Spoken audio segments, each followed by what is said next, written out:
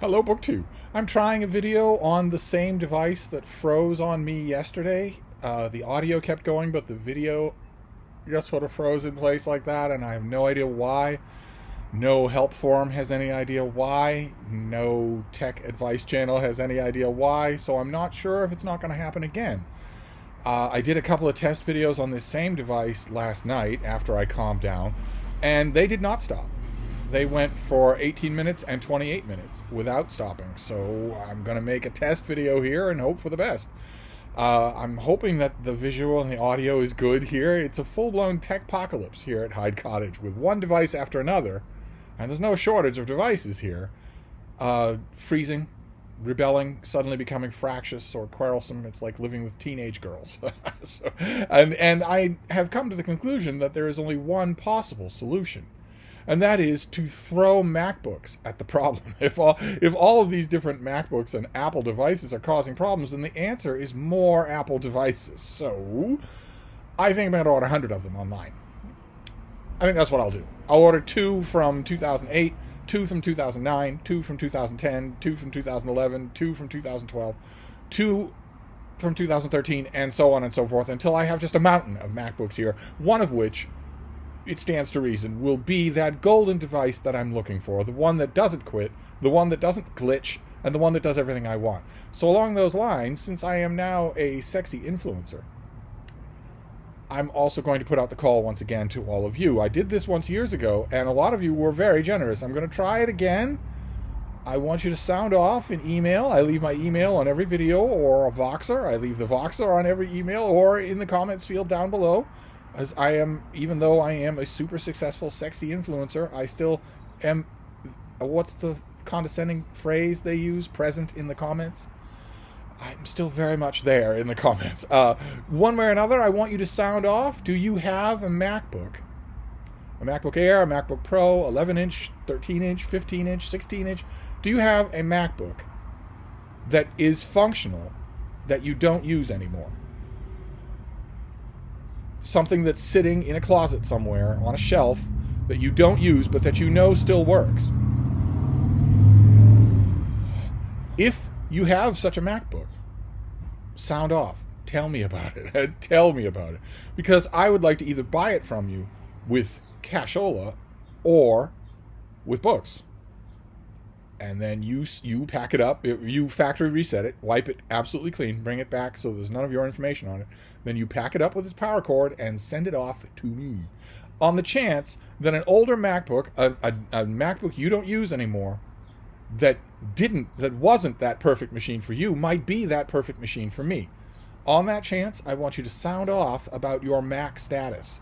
Do you have an old MacBook that you don't use anymore that you might like to send to me in exchange for money or for books? I would be happy to do that. In fact, I very much want to. But in the meantime, I'm going to operate under the assumption that this discrete little video will actually film. I have filmed 6 videos on this machine so far. It's a brand new machine. And of those 6, 1 has frozen and the others have not. So the odds are in my favor. We're going to do a quick mail haul here just so that I'm not mad at this machine. I got a periodical and a box. And the periodical is a little bit ironic considering how much I've been complaining about it. It's the new Asimovs. I got the July-August Asimovs, which I already have. My surly houseboy got it for me just the other day. So this is now a duplicate.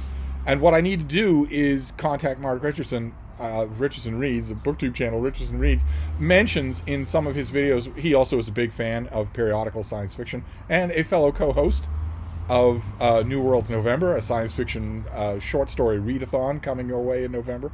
And he often mentions that up there in small town Vermont, he can find one of these two, either Asimovs or Analog, at his bookstore, but not the other. And I can't for the life of me remember which one it is. If it's Asimovs that he can't find, well, I now have a double, so I'll just send it to him. So that's the periodical that came today. I haven't as yet got to the July-August issue that my surly houseboy got me the other day. So I did read the July-August issue of Analog, and it was superb. Just superb. Not Analog. I just got around to reading the last issue of Asimovs that I found on a pile here, and it was superb. just superb. We'll see. I generally tend to like Asimov's more than Analog, although I love the nonfiction in Analog. But one way or another, I need to find out if this is the one that Mark can't find. If he can't find it, then I'll send it up to him. Because we make packages and send each other stuff. So, and then the other thing was a box that came, and I know what this is because it has the name printed right on it. This is my my latest order from Harlequin Romances. Harlequin Romances makes category romances.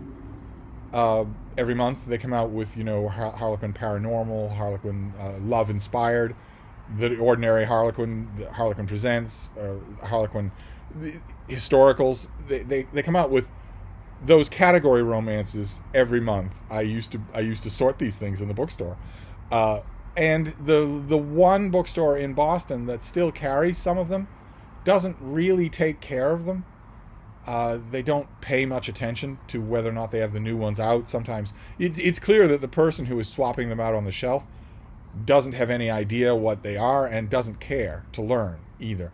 Because sometimes you'll have all of the 2 or 3 copies of each catalog romance, of each category romance will be there on the shelf, and then the next month you'll have 2 sets of Harlequin intrigues for 2 different months, and you won't have some of the others because the person wasn't paying attention to what they were doing. It's not reliable anymore, and there's no way on earth that I'm going to ask someone on the staff of that Barnes & Noble, because they are apparently hired for their rudeness rather than in spite of it. Once upon a time, 30 years ago, you might think, if you were a hiring manager at Barnes & Noble, you might think, well, the person's fairly articulate and they seem personable for working with. They don't seem all that courteous, but we'll take the negatives with the one negative with the positives and hire them anyway and maybe teach them to be courteous. Now it looks to me like the hiring regimen at the particular Barnes & Noble that I'm talking about is that they look first for the rudeness, and the rest of it they will add on. So there's no way that I'm going to go up to one of those staff members and say, there's a particular kind of Harlequin romance that I'm looking for. I think you get it every month, and I think that it might be shelved incorrectly. Because I would, anyway, the reaction I would get. So, but just recently, thanks to Sarah and Bree and their Categorically Romance podcast, I did one guest appearance on Categorically Romance, and it was a raucous good time. I don't know if you can hear me. This is the trade-off of this location. You get to see Frida, and it's literal jackhammers while I'm filming videos, so that I have to scream over background noise. I don't know if you heard any of that. Sarah and Bree do a podcast called Categorically Romance, and I was a guest. I'll try to remember to leave a link to my episode down below. It's tremendous, tremendous fun. And they reminded me that the Harlequin Romance website, it takes all the trouble out of this completely.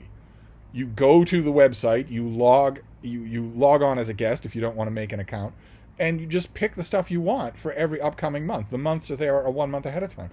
So I've taken to doing that, and I'm going to do that every month until I pop off the twig. So what? I can't remember, though, because it was a while ago. What? I always get 2. What did I get this time?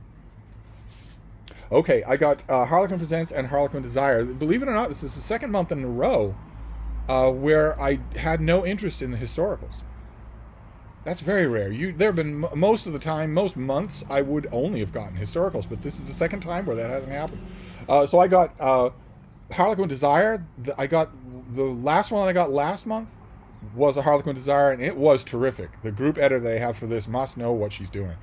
This is by Jules Bennett, and it is fake engagement Nashville style. A contemporary romance. Who knew? Cassandra Taylor's ex-fiancé owes her big time. Luke Sutherland shattered her dreams of happily ever after, and now she wants his help landing the wedding planning event of the year, her brother's celebrity nuptials. But Luke demands her help in return, pretending to be in love with him so he's no longer Country Beat's most eligible bachelor. As their fake engagement rekindles real passion, will Cassie get her own fairy tale wedding, or only more heartbreak? I think we know the answer to that question, but one way or another, fake engagement plot gimmicks have been a staple of Regency romances forever. I will definitely take it. I have one at bat with Harlequin Desire, the new version of Harlequin Desire, and really liked it. So we'll see if they can do it again. I am still dealing with tech. This video has not stopped, but 13 times since I started it, my whole computer screen has started to dim, and I've needed to touch the touchpad in order to stop that from happening. Even though yesterday I went to settings, went to the part that makes the screen dim after a certain amount of time, and told it never dim the screen. And a little box popped up and said, "Are you absolutely sure that you want to instruct never? Keeping the screen on all the time will drain your battery." And I said, "Yes, I am absolutely sure." And another box popped up and said, "Just to reconfirm, you're sure you mean never?" And I said, "Yes, I am sure." And I saw the control go all the way over, and I saw the machine acknowledge that I did it, and the screen has gone dim 13 times in 8 minutes. So I need to go back into settings and say I am really sure, and it won't work. And then I have to go to an Apple forum and ask a whole bunch of pimply-faced virgin teenagers in Thailand whether or not what the secret password decoder ring code is to get this thing to do what I want. And then maybe it will and maybe it won't, because that's the nature of a tech-pocalypse, is that everything that was going completely well a week ago is now suddenly... I will consult with tech teenagers in Thailand and Portland, wherever I need to, in order to get an answer and hope that the answer is right. But we know the real answer. The real answer is to flood the zone with MacBooks. So once again, before the screen dims another time, because it won't take my advice, because it won't answer my commands, even though the controls are right there and I manipulated them correctly, let me remind you, if you have a Mac that is just sitting there and it works, it has to work. And by work, I mean it has to hold a charge when it's unplugged. Okay? I don't want any... I've had workhorse Macs that I got a lot of work done on them, but they only were on when they were plugged in. I don't want that, though. I don't want to be nervous that I'm going to touch the wire and suddenly lose my computer. So the Mac has to hold a charge, and I know that cuts down on the reserves, because MacBooks of all makes and models in all years going back 15 years seem to have a recurrent problem, which is that if you unplug them, let's say you upgrade to a new Mac, you put that old Mac, you figure it's still a perfectly good machine and it has lots of positive associations. I've had that happen. So you figure, I'll put this back on a shelf somewhere. If that machine if the battery powers down to 0, it's a frequent, persistent design problem with MacBooks of all makes and models, that they will no longer hold a charge. You can recharge that computer, you can plug it in, bring it back to life, get it so that the bar says 100%, and work on it. But if you remove the power cord, everything goes dark. It needs to be plugged in. So if yours is like that, I'm not considering that a working MacBook. But if you have a working MacBook that you ignore, feel free to let me know, because I obviously need one. Anyway, what's the next one here? Oh, the next one is Harlequin Presents. This is just a venerable line. Harlequin Presents has been around forever and ever. And this is the same combination as last time. Last time I got, do I have it right here? Oh, son of a gun. I do. Wow, audio-visual clues. Fantastic. Here, let me show you. These are the two that I got last time. Seduction, Southern Style. Not Fake Engagement, Nashville Style, but Seduction, Southern Style. Harlequin Desire. And Pregnant in the King's Palace, a Harlequin Presents that was terrific. Absolutely terrific. Actually, they both were. And this time around, I did the same combination. I got a Harlequin Desire, and I also got a Harlequin Presents, the $1 Billion Bride Hunt. Again, these have very nicely designed covers. Very sturdy and attractive. So this is by Melanie Milburn.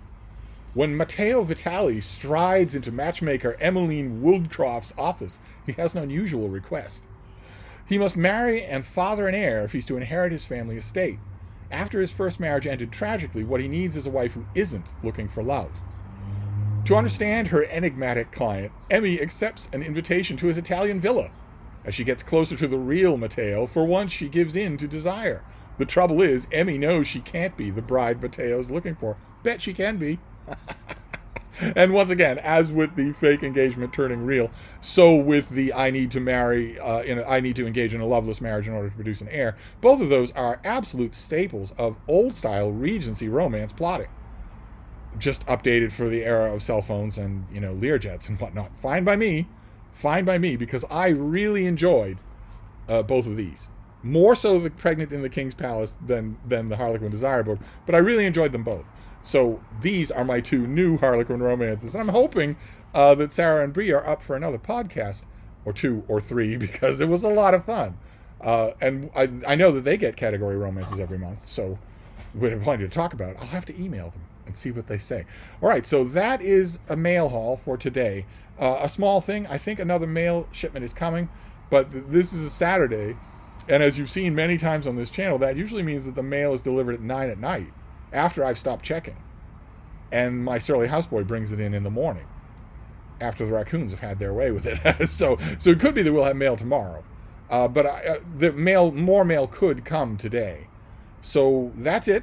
Harlequin Romances, Categorically Romance. I'll try to remember to leave a link down below. It's a hootenanny of a time. And Asimov's to Vermont, if Asimov's is the one that Mark can't get his hands on.